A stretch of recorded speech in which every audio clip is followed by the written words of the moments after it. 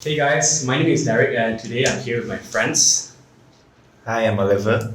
I'm Joshin, Sarah. I'm Melanie. Okay, so these are my friends who went with me on this trip to Cameron Highlands. We rented a car using the app Socar. And today's video really, what we're going to talk about, we're not YouTubers, look at us, right? We're just a bunch of people who are here, your normal average Malaysians who are here who rented a car using Socar to go for a trip. And this video, I just want to talk about our experience using Socar because we didn't have a very pleasant experience. Wouldn't say very bad, but you be the judge for yourself, okay? And in this video, we're just gonna run you through what happened to really raise awareness in terms of the service they provided and how we feel they can do better, because we have sent them multiple emails and until today we have yet to get any form of reply or feedback to them. So the purpose of this video is we're hoping the team at Socar can take this seriously, take us seriously, our lives seriously, so that people in the future, your users in the future, will not have to go through what we went through. Okay, guys, so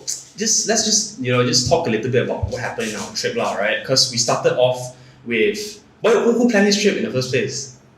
Sarah. Yeah, Sarah. So and then I remember it was Sarah who introduced us to use Socar. Right. Why did you choose Socar for this? I had a friend who used Socar and she had a pleasant experience, so I thought that we didn't need to use our car to drive up to Cameron and we can just rent a car. And the whole reason why Socar existed was because your traditional rental car firms, they're a bit shady, for lack of better words, shady. That's why we chose to go with Socar, because Socar gave us the impression and the confidence that they will deliver well. Their UX is looks very nice. The UI looks very nice, and that's why we proceeded with them. So the package that we went for was a Honda HRV, and we paid, how much did you pay for it? I think it was a total like 400 plus ringgit, right? We paid for the insurance, we paid for what else did we pay for? The pickup fee. The pickup fee, right? For them to come over, to send the car over to us, because we cannot because if we go and pick up the car ourselves, we're gonna need two cars to go and collect the car, right? So I'm thinking, why not just pay for the fee for them to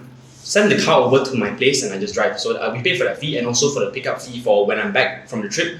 I think we paid like somewhere more than 10 ringgit for them to pick up the car back to the owner's place. So that's the package that we paid for.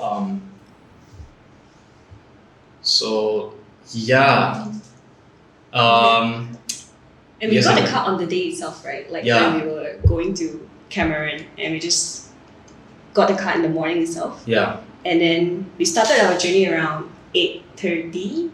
Yeah, 8:30 a.m. I'm based in Lumi Tropicana right now. This is where we're doing the video. And at Lumi Tropicana, they sent the car over. I picked it up using my phone. We remotely unlocked the car. Then I waited for these guys to come over, and we started the trip around 8:40 around there, right? Yeah. So this is just a little background intro just for our viewers, and really for us to reflect on what happened throughout the trip, because I want to really be very clear on what exactly happened. So at 8:40 we departed. We left for the trip. It was just normal drive up to Cameron Highlands, and I was driving. I was the main driver, and very unfortunately, when I was driving on the fast lane, this is just for full disclosure, right? This little monkey jumped out of nowhere, and then we crashed into it at the speed of around 100 kilometers per hour. So I tried to brake, but I couldn't stop, right? You guys saw, and then it was like too fast. Like, fast lane also. The monkey was okay, right? You just roll over to the side, chilling in the side of the road. She understand, right? So I don't know. I pray it's okay. So then we went up to Cameron Highlands. We went to this place called Terra Tree House, and it was a really good experience. But this video is not about that. So so after the Terra Tree House trip, right, where we didn't have any forms of communications with the outside world, because Terra Tree House is very secluded. It's like in the forest, so we couldn't use our phones at all. Then after that, before that, I think after when we crashed into the monkey, our bumper actually we started to hear noises coming from somewhere part of the car, and then we were very worried, but we couldn't like immediately stop, right? So we checked and looked up for the nearest R&R. And when we arrived at the nearest R&R, and then we got down the car, and then we had a quick check on exactly what is causing the sound. Then we saw actually the front bumper was falling off, and then it was hovering slightly above the road, right? And then so the quickest solution, because we had a timeline to meet up with the rest of the group that was going up the treehouse in Cameron, so we bought what's nylon? raffia strings, and then we tied up so that the bumper is not Doesn't fall off. doesn't right? fall off while we're Yeah. driving Yeah. the car. And then I think Derek, you checked with your mechanic. You Yes. sent a quick text to see whether it's a dangerous situation that we're driving this car, and your mechanic came back and said that as long the only huge risk would be if the bumper falls off, it Yeah. will be a hindrance to Yeah. us Yes. and other drivers, Yes. right? That's the only thing, right? Yeah. Doesn't affect the engine or that. So we managed to like continue the trip all the way to the meetup point. Before the meetup point, we actually went to a mechanic for a while. Yeah, we stopped. Oh, yeah. First, yeah. Yeah. The mechanic just took a quick look and said we can drive it. I mean, Yeah. They didn't really go in depth check, but just on surface level, because we told them we're in a rush. Can you check the car for us? And then she just took a quick look and she said we can drive it. It's fine. Right. Then after that, we went up to Cameron, and that's it. So we couldn't do anything because when we were up in Cameron, like I was saying, we didn't have Wi-Fi, no connections to the world. You guys should check it out. It's a very nice trip. Good detox from social media and the internet. Okay, fast forward 3 days, 2 nights. At 3 days later, 11 a.m., we departed that place. We came back down to from the treehouse. That's when we collected the car. Yeah. And our guys at the treehouse also final checked the car and said it's safe to drive. They took up the entire bumper Yeah. for us. So the car was in perfectly driving condition. We were driving peacefully, right? So this is where the fun begins. What happens here is after we checked down, immediately at 11:30 o'clock when we were driving to the restaurant that we're going to eat, I think this part maybe I can share a bit more because I was the one driving also. So we tried to contact the people. There was this, in Socar, there's this little SOS button for in case of any emergencies. So what happens is when you click on that button, it shows a UI that says that someone will attend to you in 60 seconds. Yeah. When I saw that, I was like, damn, this app is really cool. Right? I really thought like, whoa, are they actually going to call me 60 seconds? Well, true enough, within 60 seconds, I found out it didn't work out, right? So they didn't call me back. But what did that do? Nothing first. Nothing yet first. So after nothing happens. After 60 seconds, the app just kind of like, the thing just dropped down. Nothing happened. No one called me, nothing. So there's a live chat feature. I tried using it, messaging them, and there's this weird UI bug that shows a little chat icon there consistently from Socar side. So I was under the impression that the app was buggy because obviously the chat thing was there for the whole time. It was like the whole time we were driving, the chat thing was there, right? So I still tried messaging them, still no replies, and I also tried emailing them. So this was all around 11:30-ish. Yeah, and we tried almost every buttons on the app, right? Yeah, like we you can try this little button that it sound the horn. Oh yeah. Yeah, you literally just honk remotely via. Yeah, when we were on the road. Yeah. Because why did we click that? Because we were on the FAQ page and they said to click on the siren. Correct. I think Yeah. we thought the siren was the horn icon, so we clicked on honk. Yeah. And like in 2 seconds, the car just horned the car in front. Our car horned the car in front of us remotely. So I thought that was pretty cool. So what happened after that was we went to the restaurant, right? And sorry, my memory is a bit off here, but we went to the restaurant and I still tried messaging them again. It's now someone. So what you got to do? I realized through debugging that what we got to do here is we have to keep the chat open. The moment you minimize the chat, your chats go missing. Yeah. Right. So until today, I don't have any form of records in terms of my conversations with them. Right. For emails, they didn't reply me at all ever since also. Even ever since then, this was exactly 1 week ago. I didn't receive any forms of email from them. Even after I spammed them a few times because of this. The urgent issue that we're going to talk about later. So what happened at the restaurant is I got a call, that's around 12:30 plus. I got a call from their team asking me what happened. And before I got the call, on the app, if we didn't minimize it, after like 15 minutes, someone like holding it on the chat screen, after 15 minutes, someone actually replied me. The person asked me to send a picture of the issues of my car to them, which I did. And guess what? The app broke down, which I have screenshots to prove this. It says, error, your picture couldn't be uploaded. Yeah. Right? I sent a few pictures about the error, right? So at that point, I was like, I don't know what to do. So I sent them another email showing the issues, right? And then after that, someone actually called me. Because funny thing is, for Socar, there is no way we can contact them. There's no help number. There's nothing. There is one, but when we try to call it, it just says that you cannot call this number. For some of you Socar users out there, maybe you should know this issue. So you can never call them. Yeah. So what happened was someone called me. Good enough. He told us that for us to proceed with the procedures. We need to file a police report. Yeah. And that's when we're like, okay, cool. So after lunch, we just kept driving. I think we drove to, where was it? Ipoh. Simpang Pulai. Simpang Pulai. Yeah. Just a random police station. That was also closest to where the monkey incident happened. Yeah. Yes, The accident. and maybe you want to land. Where was the monkey incident again? Do you remember? I think you were the one who remember. Also near to It was on Simpang Pulai, the north-south highway, Yeah. around 300 kilometers, Wow. near to the R&R Yeah, that we stopped by. Yeah. So we went to Simpang Pulai to make the police report, and that's around 3 o'clock. We made a police report. That's when we realized that we're gonna be late. Yeah, Yeah. we're gonna be late And because that's when- our appointment. Our Our booking booking, is until 5:30. yeah, we have to return the car, Socar by By 5:30 p.m. yeah. Right? So yeah, we knew we were gonna be late. So We took the initiative to try go to the and live chat again, extend. right? No, we first tried to extend, right? Yeah. Right, So right. in Socar, there's this button that shows You can extend. extend. Yeah. And I tried clicking on it, and it just didn't let me extend it. I think it says something like forbidden or something like that, right? Error occurred, forbidden. So I couldn't extend it. So we were like, okay, there's nothing we can do. I cannot. We emailed them as well about a delay. We went to live chat again about delay, no replies again, and then we couldn't call them obviously. Right. So we were just, we would just continue Yeah. our journey to go home. And one thing here, the app shows that this guy, it's a guy, a rider who's supposed to come and pick up our car at 5:30 because our registration was until 5:30, correct?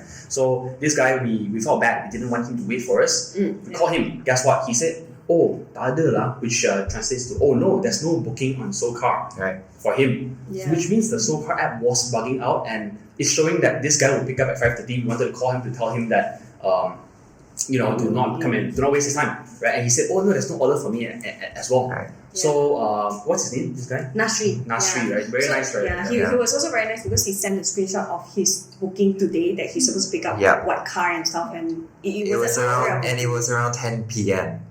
It wasn't our booking. So then Yeah. he was also kind enough to help us to contact the live chat agent to make sure someone contact us because of what we are facing with the extension problem Yeah. and stuff. But yeah, he also struggled quite a bit, and he sent a lot of screenshots to me saying that he didn't get through. Correct. Yes. So that's when the extension failed. We couldn't contact them. So what else can we do, right? We just continue driving on. Yeah. We just drove. So, okay, so now this from Simpang Pulai to around PG area, it was jammed that time. So it was around 6 o'clock when someone called us from the team. Someone from the team called us. It was a lady with an Indian accent. Yeah, it was a lady with an accent. She called to ask us whether we are returning the car. Are we able to return the cars as soon as possible, right? Yeah. And we said that no, we are actually anticipated to be late, and we tried to extend the booking, but the app didn't allow us to when we sent email and everything. And she said that, so you want to extend your booking now? And we said, because she was asking us to return the car, right? So when we explained our situation, she said, okay, then I will now terminate. She mentioned that I have now terminated your booking, and I have also extended your booking, which didn't make sense to us. But the moment she said that sentence via the phone call, Derek was panicking. So what happened was, so we were talking to her on the phone, and she said, "Okay, is this your card details? Your last 4 digit?" I said yes. I confirmed it, and then she said, "Okay, I'm going to deduct X amount of money. I forgot how much it was, Right, like $20, 20 ringgit or something for the extension." Then I said, "Okay, cool." And initially I think she wanted to penalize me, but I told her that we actually emailed them and we sent them everything. She said, "Okay, fine." So what I'm going to do now is I'm going to cancel your I'm going to terminate your thing now, and I'm going to renew the thing. Right. Renew your booking, your rental. I said, "Okay, yeah, cool, thanks." And the moment I said thanks, right, like almost instantly, what happened was all the lights in my, when you're driving dashboard, you have like a lot of lights. Yeah. I think Oliver was right next to me. All the lights flashed at that point in time, and I couldn't accelerate. I literally lost control of the car. Yeah. I thought it was the car overheating or whatever issue with the car, but I was thinking, no, it was a rainy, it was a very cool weather, and we were not like driving super duper fast. We were just driving normally, and the car was perfectly fine. And what happened was, I don't know. I'm just suspecting maybe they might have remotely something bugged out on their app. Where what happened was when they terminated our Correct. rental and renewed our rental, something might have went wrong. I don't know. I don't want to simply accuse them of this. But literally what happened was this: we had to park at the roadside. The timeliness was uncanny, and because you were still handling the vehicle, we were all trying to connect with this lady that was only the only lifeline that we had when we can't contact them from our end, right? And then we told them, what do we do now when we have lost control of the car in the middle of a highway? And she came back to us saying that can you check the live chat or send us an email? Can you send us an email? And we said that, we are in the middle of a highway, we are stuck, we have no access to our car, we have stopped, the cars are driving speed next to us so fast. Like honestly, at that point, thank goodness you guys were with me, because imagine if you were a single driver, a solo driver, your car broke down, you wouldn't have the attention to drive and talk to the person. Yeah. That person was just so not helpful. She was just telling us have you tried the live chat? Have you tried the email, right? Yeah. Dude, how can we send an email? At that point, I was frantically trying to survive. You know what I'm saying? I was trying to go to the left side. So luckily, Oliver took over and Oliver spoke to her.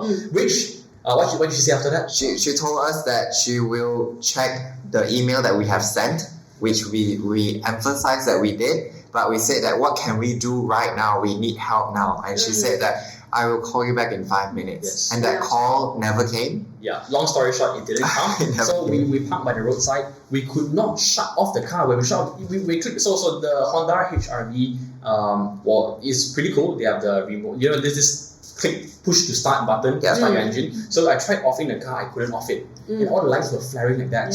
It was pretty much a software issue. I couldn't off the car, I couldn't start the car. It was just like that. Right, and I couldn't accelerate.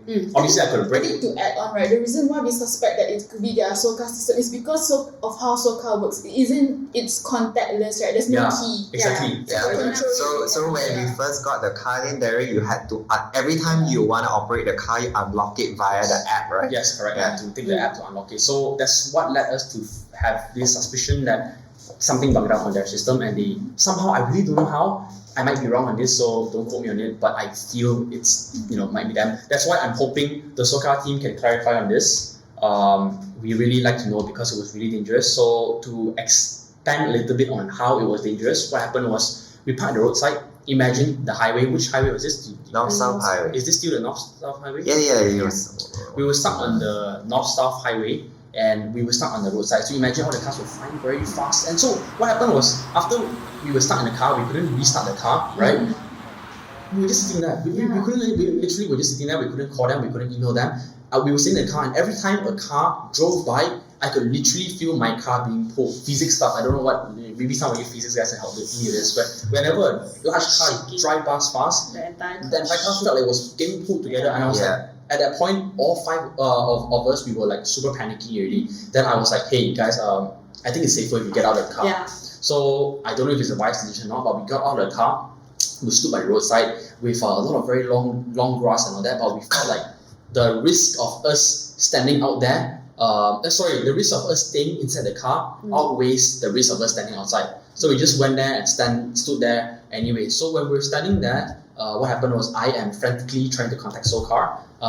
Oliver, because we had no choice. It's a highway. Oliver just took out, I think it was the highway toll number. I called the highway toll number, as well as called SOS 999. But while I was doing that, it started raining, and then it was a very short period, but it was a very, very heavy rain, and then it would have taken us 30 minutes for rescue minimum. Yes.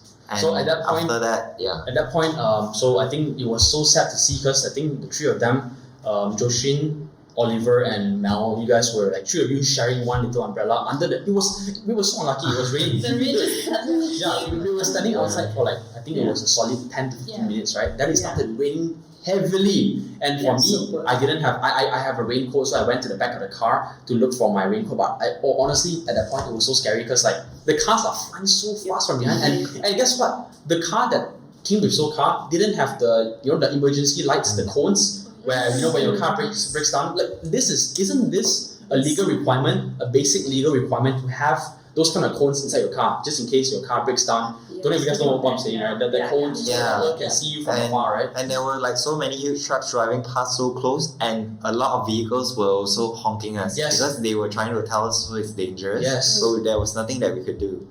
Yeah. So basically, this is what happened. But then I felt like the rain was getting so damn heavy that I just had a feeling that, let's just give it another try to press the button again. I was very scared, but I just climbed into the car. And plus, guess what? When it's raining, people can't see clearly, so which made things even more dangerous because now the car is just at the side of the road, which, the side of the road, the motor lane is very small, and we are literally blocking the motor lane. That's why the motors are all honking us, so blocking their lane is dangerous for them as well, not just us. So I felt very bad for the motor guys, but we really couldn't do anything. And so what happened was, I just said, you know what, screw it. I climbed into the car and I just tried starting the car again.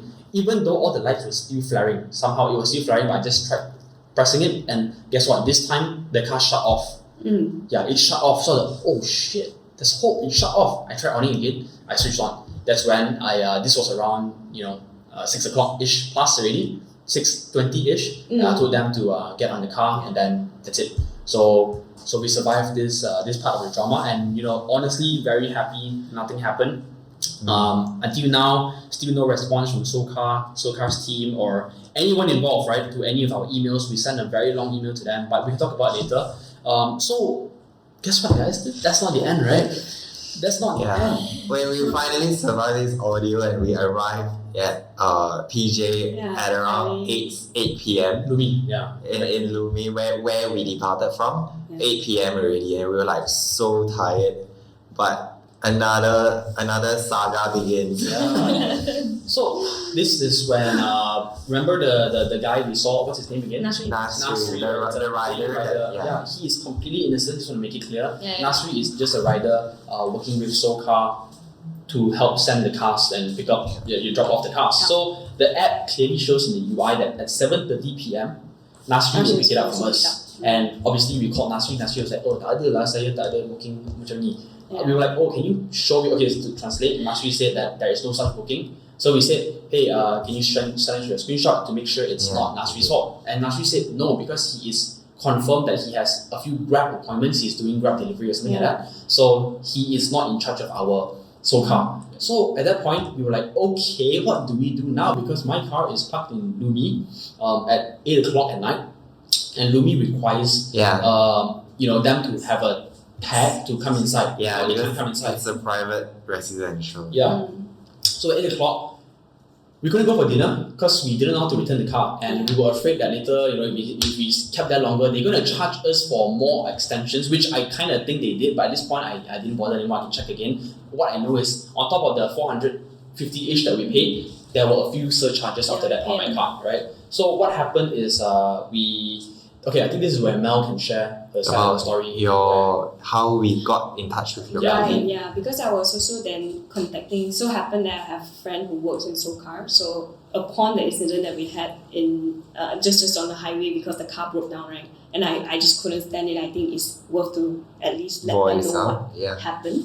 And that's why I texted my friend and say this is what happened, and then also is there a way that we could contact your customer services or anything to at least help us with this whole situation, or maybe give us a little bit of a response or reply. And so after that happened, because we were just like 30 minutes away from Lumi, right, that time when our car broke down, so we were like still cheering to say, oh, we are almost home after a long journey today. And then once we reached, and then when we noticed that, and then we mentioned to my friend again that the whole pickup system is also pretty messed up, because the person who's supposed to pick up is not getting our booking, but at the same time we don't know what to do with the car, because I think the moment where you switch off, you couldn't turn it on anymore because it's already due. Yes, because it was already after 7:30, so I lost control to the car. Correct. Basically. You couldn't even drive it somewhere anymore. Yes. So then we were trying to contact, because my friend was the only point of contact that we had. Yes, correct. And imagine if Melanie didn't have a friend there, which is, honestly, what are the likelihood that you know someone in Socar, right? So it was a very rare thing that she knows someone, which thankfully this person was very helpful as well. She helped us deliver the message to the team in charge, this guy called Mr. Mohan called me at around 8 o'clock plus. Yeah. He called me, and guess what was his first question? He didn't ask about our complaints. He didn't ask about how are we. He didn't ask about anything. The first thing was, so I just want to confirm with you guys, you guys talked into a monkey, right? You guys got into a are the monkey one who accident, fought right? Yes. the incident. You guys got the yes.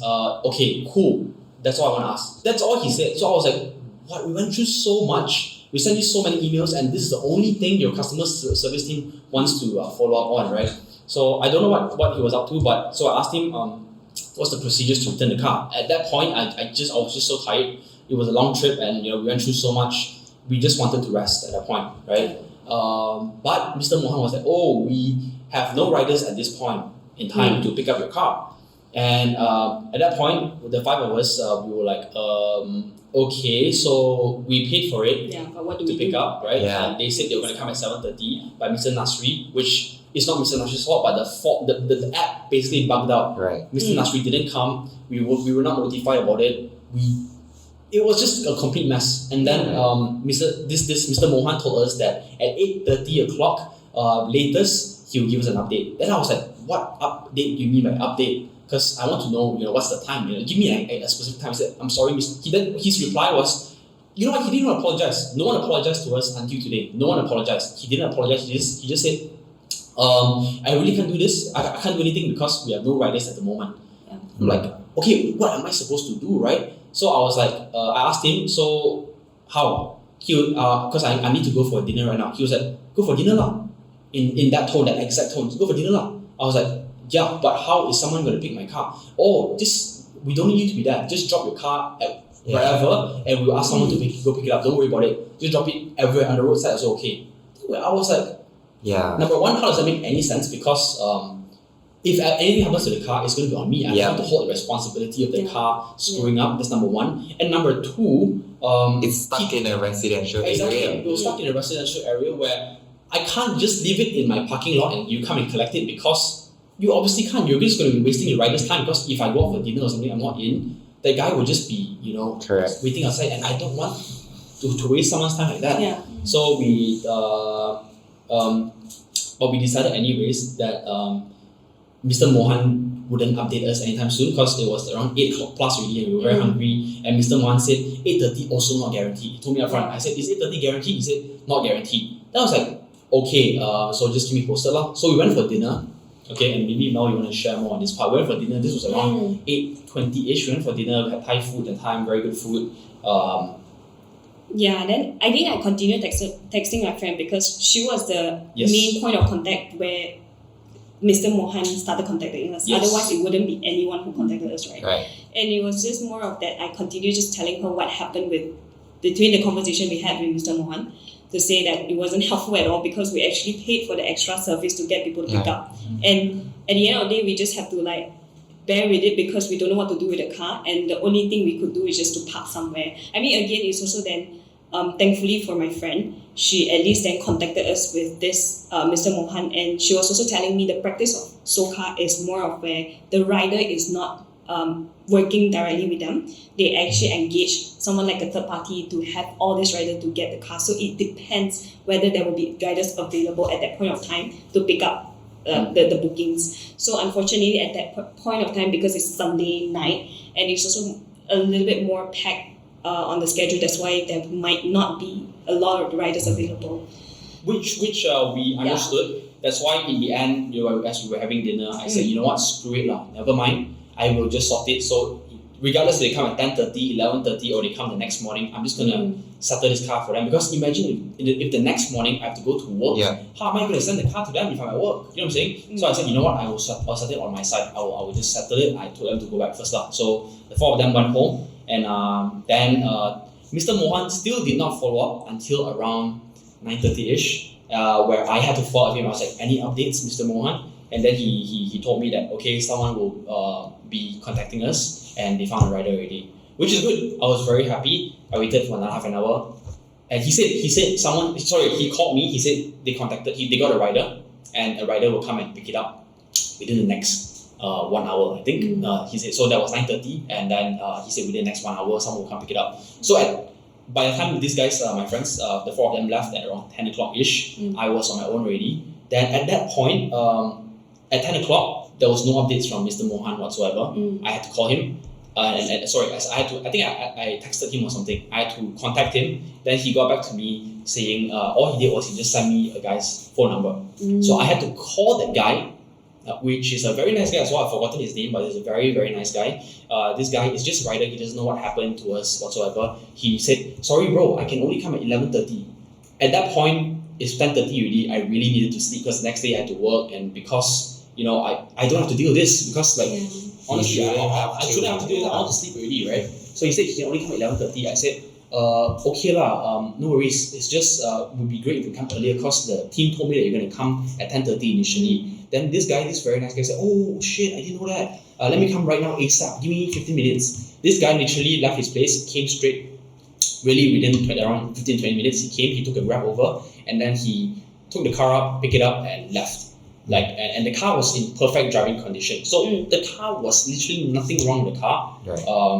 And then I think that's where the story ends, right? But I think just to emphasize that while the car was in perfect driving condition, that we were not aware of any defects while driving, and even from them picking up, we also ensured that the bumper that we dismantled, we kept it in the car, and we wanted to know what's next in regards to the insurance claiming and so forth. But to this very day, we still had no form of response via email, calls, or anything. And it has really been in 2 weeks. So just to add on to what Oliver mentioned, we actually went through the proper documentations of taking all the pictures of the car, or the car's condition, declaring what happened on the app, admitted it's our fault, and also send them the insurance slip from the police. Insurance slip and also the police report, right? And we did all proper filings until today. No updates, and I really don't know what's the status of it. I'm hoping they don't deduct any money from my card because they still have access to my card, and I can't remove my card from the system. The system just doesn't allow me to remove it. I think that's where it ends. But one more thing will be, I think Mel sent a very long email to the team just to really summarize what happened and raise it to the management team that something like this actually happened in today's term. And from what I know, Socar just raised a huge round of valuation, huge round of investments, and I don't know why all these app buggy issues is still around and all this bad customer service is still happening. I don't know why. For me, we're not doing this because we want our 400 plus to get back. It's fine, right? For me, I literally saw my life flash in front of my eyes. It was very scary, and I felt like I didn't have to go through this. The five of us, we're just normal. Like us doing this video, in fact, is us coming out of our comfort zones. Why are we doing this? We're not YouTubers or anything, right? We are literally just your normal average Malaysian adults working normal jobs, doing normal life, just wanting to enjoy, right? But that incident was really so scary and so scarring. And the fact that they didn't follow up, no emails were replied.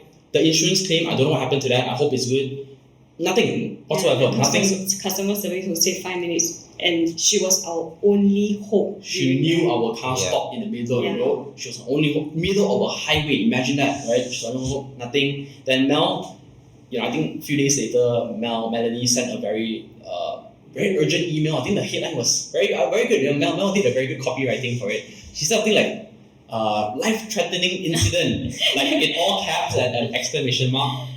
Please send it to Socar management team or something like that. And she basically, whatever we're discussing today in this video, why we're doing this podcasting is because number one, we don't know how to do a video properly, and number two, I felt like I was the one who organized this to have this session. I felt like it would be best to have all of the people, during that incident come to this. We hope there's no bad press or anything that comes to us. For us, we are just sincerely trying to share this message. And we don't know what's the best way of doing proper videos and all that, but I have this room, and that's why I invited them over to share what happened. And but while I wouldn't say that we would not recommend Socar at all to anyone that needs it, but personally, because we had this life-threatening experience, right, I wouldn't recommend it to my closest friends and family. And it just makes us ponder, why when we are so tech enabled with this service. So it's so convenient and easy at first when we have access to the car via the app and all that. But when it comes to contacting the people behind the app and the car, it's a one-way Almost street. impossible, It's impossible. So it really makes you ponder that is this kind of service that we pay for, even though we acknowledge it's a bad one. This kind of no follow-up response is unacceptable. I feel in this kind of day and time. I mean, to be fair to Socar, if you don't need to contact anyone, right? You just use the car, and then that's it. Don't contact anyone. Good, use it. But if you need any form of customer service, don't use it. If you need to extend it, don't use it. If you need to do anything that is remotely not based on the main user journey of their application, right? Don't use it. If you are just going to follow everything strictly, that is good. That's why I guess maybe 90% of that's why when I was looking for Socar reviews, I thought someone would have went through this. I only saw 1 or 2 reviews, also same incident, stopped by the roadside. I saw 1 or 2 reviews of that. But everyone else had an okay experience, and I would assume we would have had an okay experience if we didn't have to extend the thing. So I guess you can put the fault on our side for needing to extend it. But the thing is, we're willing to pay for it as well, right? We were going to pay for the extension as well. The UI state that we could extend it. So they gave us the option to extend it. We tried to do it, we couldn't do it. So I guess it was bad luck, but... And again, cycling back, it's actually really just bad luck because the monkey incident was a natural, unanticipated incident, right? So it's not entirely our fault, but we did what we could have and in the most sensible way.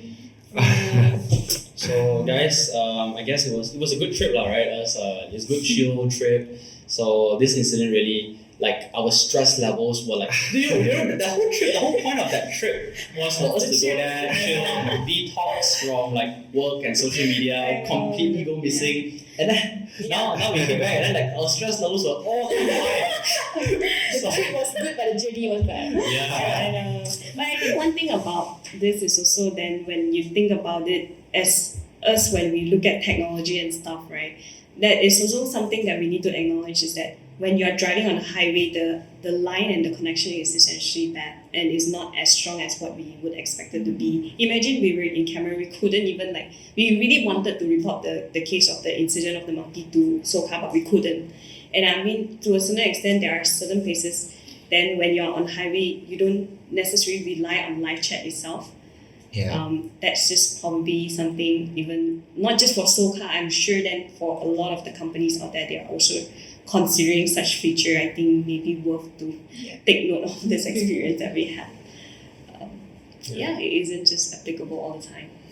I agree. So I think that's all we want to share today, correct? Is there anything else that you want to talk about? Because for me, I think I feel very comfortable talking it out now because I know it's a very long story, it's 40 minutes. So I cannot literally go into the detail with everyone I meet when they ask me about this story. So in a way, this video, whether or not it goes to Socar's management team, we could still use this video to our friends and family, right? People who ask us for suggestions. So I think we're just gonna wrap it up here. So thanks guys, and so for all of you watching for the past 40 minutes, I appreciate your time. If you actually watched through all of this, thank you so much. And this is the video that you should watch before using Socar. Just FYI. Thanks guys. Thank you. Thank you.